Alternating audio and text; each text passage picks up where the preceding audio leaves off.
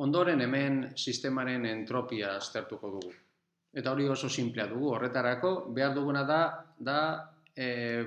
atomo bakoitzaren partizio funtzioa. Ja dagoeneko lortu genuena. Bi aldiz, kosino hiperbolikoa, borren magnetoia, B zatikate. Eta hauxe dugu berriro esaten ari gara beste funtzio termodinamikoaren sortzailea. Bakarrik jakin baduguna da zein den entropia eta zetaen arteko erlazioa hauxe duguna. Eta bakarrik egin baduguna da hemen dagoen zeta honekin aplikatu. Lortzen dugun entropia hauxe dugu. Hau da daukagun entropia.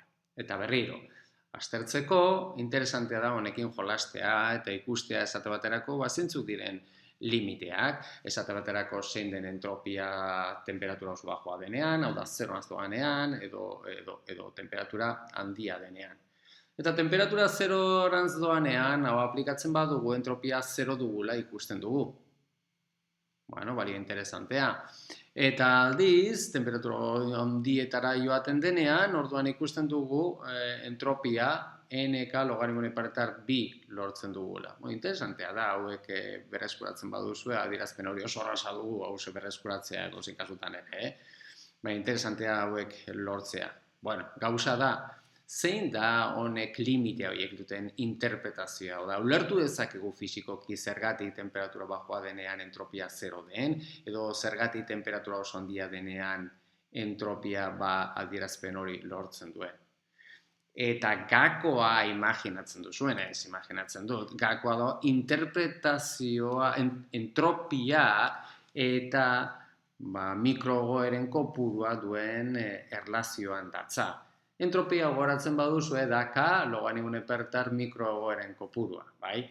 Hau da, eta hau da erabiliko duguna gure limiteen azterpena hori egiteko. Temperatura zero denean goratzen dugu zer zen gertatzen dana, zen okupatzen zen energia maila. Okupatzen zen energia maila bakarra zen energia bajuen, ezta? Bestea ezen okupatzen, partikula atomo guztiak energia maila bajuetan zeuden. Horrek zer esan edu, efektiboki bakarrik egoera hori dugula. Horrek zer esan edu, mikrogoren kopurua zein izango da? Bat. Zergatik, besteak ez daudelako, atomo guztiak danak egoera berdinean daudelako. Orduan, temperatura oso txikia denean, sistema erabat ordenatuta daude, ordenatuta zen nahi du, atomo guztiak maila berean daude, hau da, atomo guztiak oinarrizko mailan daude, hau da, mikrogoeren kopurua kasu honetan batekoa dugu.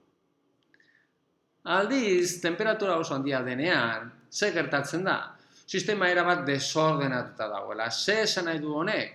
Esan nahi duena da, bi mailak eraginkorrak direla. Da, probabilitate berdina dugula, edo duela atomoak maila batean edo bestean egoteko. Horrek ze esan nahi du? Mikrogoeren kopurua zein izango da? Atomo bakoitzak duen mikroegoera da bi. Ze maila batean edo bestean egon aldalako. Eta horrela, zenbat atomo ditugu? N atomo. Beraz, mikrogoeren kopurua zein da?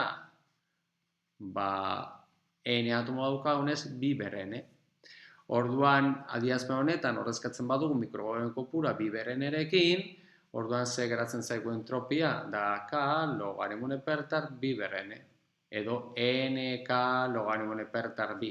Hau da berreskuratzen dugun limite hori temperatura oso handia denean. Orduan, esan dugun bezala, temperatura oso handia denean, sistema erabat desordenatuta dago.